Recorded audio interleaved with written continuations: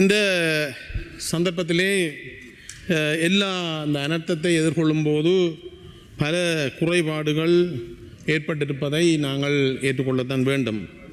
அதற்காக நாங்கள் இங்கு பாராளுமன்றத்தில் எங்களுடைய நேரத்தை செலவழித்து முட்டி மோதி மக்களுக்கும் இந்த நாட்டுக்கும் எதுவும் ஆகப்போவதில்லை. ஆகவே நாங்கள் இது ஒரு நாட்டினுடைய பிரச்சனையாக நாங்கள் ஒன்று சேர்ந்து இந்த பிரச்சனையை எதிர்கொள்ள வேண்டிய சூழல் இருக்கிறது. அந்த வகையில் இந்த தித்வா புயல் சம்பந்தமாக அரசாங்கம் எடுத்த நடவடிக்கைகள் சம்பந்தமாக குறை கூறாமல் இங்கு குறைபாடுகள் இருந்திருக்கிறது என்பதை சுட்டிக்காட்டு நான் இங்கு ஒரு உதாரணத்தை மாத்திரம் சொல்ல விரும்புகிறேன். வவுனியாவை சேர்ந்த தணிகாசலம் பத்மநிகேதன் என்பவர் ராஜாங்கனையிலே வெள்ளத்திலே சிக்குண்டு இறந்தார். அவர் நேஷன் ட்ரஸ்ட் பேங்க் என்ற வங்கியிலே கடமை புரிகின்ற ஒரு நபர். ஒரு நேர்முக தேர்வுக்காக கொழும்புக்கு செல்லும் வழியிலே அந்த பஸ் நீரிலே சிக்குண்டு அங்கு அவர் இறந்தார், கொல்லப்பட்டார். ராஜாங்கனை போலீசார் அவ்வாறு கொல்லப்பட்டதாகத்தான் அந்த பஸ் சாரதிக்கு எதிராக வழக்கு தாக்கல் செய்திருக்கிறார்கள். அந்த வழக்கிலே பஸ் சாரதி ஒரு கொலையும் 64 கொலை முயற்சியும் என்று அந்த பஸ் சாரதிக்கு எதிராக வழக்கு தாக்கல் செய்யப்பட்டிருக்கிறது. ஏன் அவர்கள் கொலை என்று சொல்லுகிறார்கள்? இந்த கொலைக்கு 64 கொலை முயற்சிக்கு பஸ் சாரதி மட்டுமா பொறுப்பு கூற வேண்டும், அல்லது இந்த பெருந்தொகையான தண்ணீரை திறந்துவிட்ட அந்த நீர் முகாமைத்துவம் செய்பவர்கள் உரிய நேரத்திலே அறிவித்தல் கொடுக்காமல் திறந்துவிட்டு அவர்களுக்கு எதிராக நடவடிக்கை எடுக்க வேண்டுமா? அல்லது இந்த ரோட்டை க்ராஸ் பண்ணி இவ்வளவு பெரிய நீர் போகிறது என்று தெரிந்து கொண்டும் இந்த பஸ்ஸை தடுத்து நிறுத்தாத போலீசாருக்கு எதிராக வழக்கு தாக்கல் செய்ய வேண்டுமா?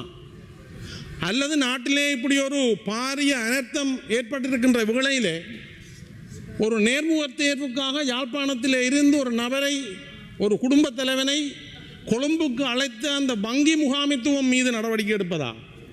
அல்லது இவர்கள் எல்லாவற்றையும் கட்டுப்படுத்துகின்ற அனர்த்த முகாமைத்துவ திணைக்களத்தின் மீது நடவடிக்கை எடுப்பதா என்பதை இந்த பாராளுமன்றமும் அரசாங்கமும் தீர்மானிக்க வேண்டும். ஏன் நான் இதை சொல்லுகிறேன் என்று சொன்னால், பிழைகள் நடந்திருக்கின்றது, தவறுகள் நடந்திருக்கின்றது. எதிர்காலத்திலே அந்த தவறுகள் ஏற்படாமல் இருப்பதற்காக நாங்கள் ஒன்றிணைந்து பயணிக்க வேண்டும் என்று கூறிக்கொண்டு, இந்த சந்தர்ப்பத்திலே ஒரு முக்கியமான என்னது மாவட்டம் தொடர்பான ஒரு பிரச்சனையை இங்கு கொண்டு வர முன்வைக்கிறேன்.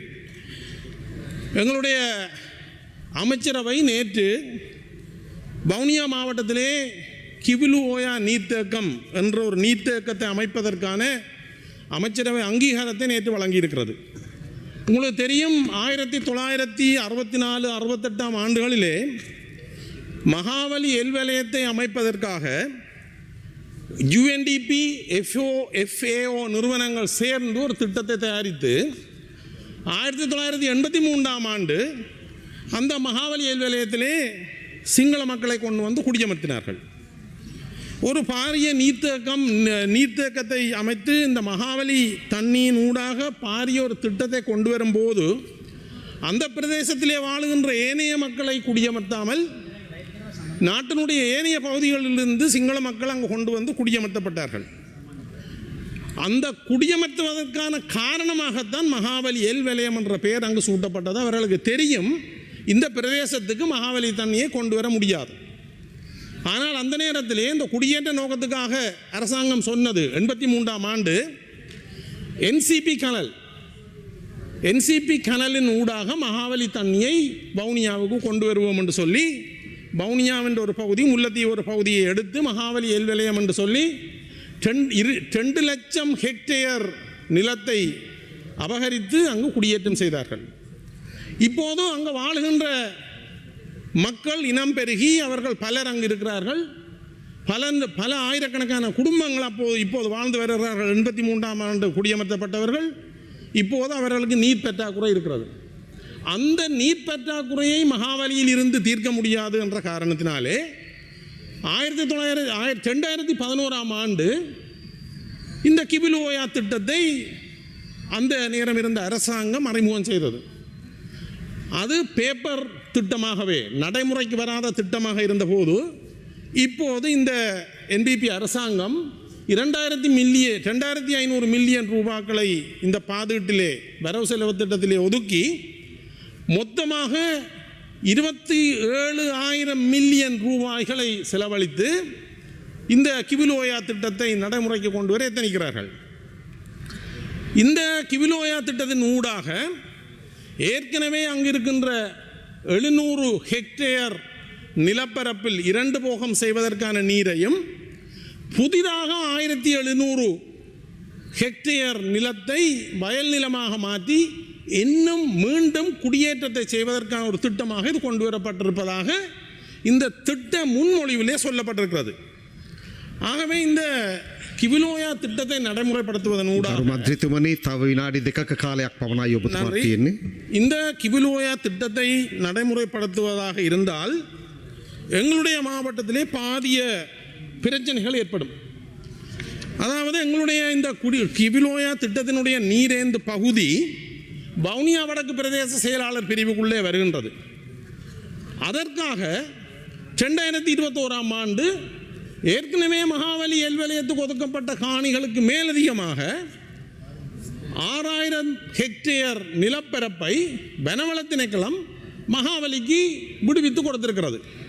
ஆனால் அங்கு பூர்வீகமாக வாழுகின்ற மக்கள் தங்களுடைய பூர்வீக காணிகளுக்கு போக தடை விதிக்கின்ற மகாவலி இந்த வனவள திணைக்களம் 1 ஏக்கர் காட்டை கூட தங்களோட சொந்த நிலத்தை 2014 கூகுள் மேப்பினூடாக பிரகடனப்படுத்தப்பட்ட வனவள திணைக்களத்துக்கு சொந்தமான காணி என்று சொல்லப்படுகின்ற மக்களுடைய காணிகளை துப்புரவு செய்ய விடாத இந்த வனவள திணைக்களம் 13,000 ஏக்கர் ஒருத்தரும் கை வைக்காத காட்டை இந்த கிவிலோயா திட்டத்துக்காக வழங்கியிருக்கிறது. ஆகவே இங்கு பாகுபாடு பார்க்கப்படுகிறது.